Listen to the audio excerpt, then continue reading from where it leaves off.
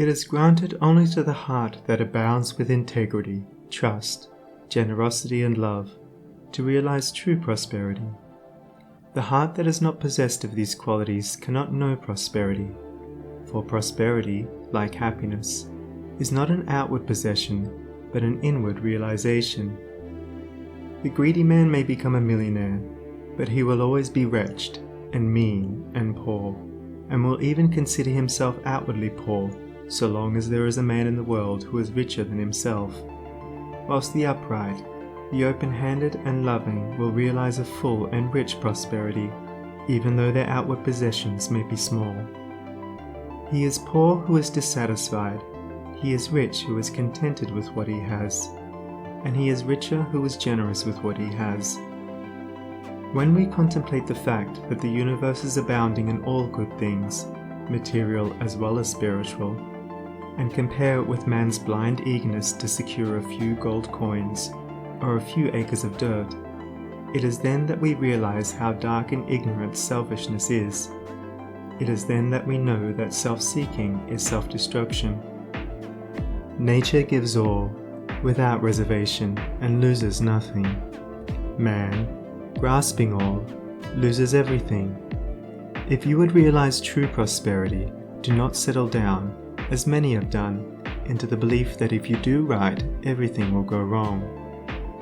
Do not allow the word competition to shake your faith in the supremacy of righteousness.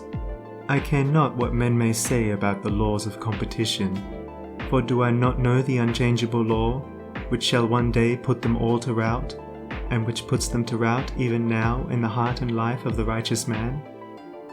And knowing this law, I can contemplate all dishonesty with undisturbed repose, for I know where certain destruction awaits it. Under all circumstances, do that which you believe to be right, and trust the law. Trust the divine power that is immanent in the universe, and it will never desert you, and you will always be protected. By such a trust, all your losses will be converted into gains, and all curses which threaten will be transmuted into blessings.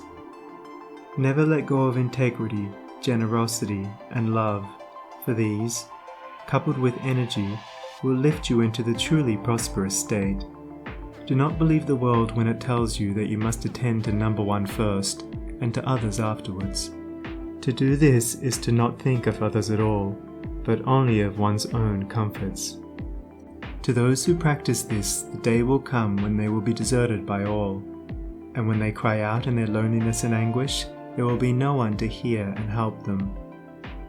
To consider oneself before all others is to cramp and warp and hinder every noble and divine impulse.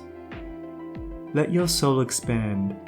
Let your heart reach out to others in loving and generous warmth, and great and lasting will be your joy, and all prosperity will come to you. Those who have wandered from the highway of righteousness guard themselves against competition. Those who always pursue the right need not to trouble about such defense. This is no empty statement. There are men today who, by the power of integrity and faith, have defied all competition, and who, without swerving in the least from their methods, when competed with, have risen steadily into prosperity, whilst those who tried to undermine them have fallen back defeated. To possess those inward qualities which constitute goodness is to be armored against all the powers of evil, and to be doubly protected in every time of trial. And to build oneself up in those qualities is to build up a success which cannot be shaken, and to enter into a prosperity which will endure forever. The white robe of the heart invisible is stained with sin and sorrow, grief and pain, and all repentant pools and springs of prayer shall not avail to wash it white again. While in the path of ignorance I walk, the stains of error will not cease to cling. Defilements mark the crooked path of self, where anguish lurks and disappointments sting. Knowledge and wisdom only can avail to purify and make my garments clean, for therein lie love's waters, therein rests peace undisturbed, eternal and serene. Sin and repentance is the path of pain. knowledge and wisdom is the path of peace.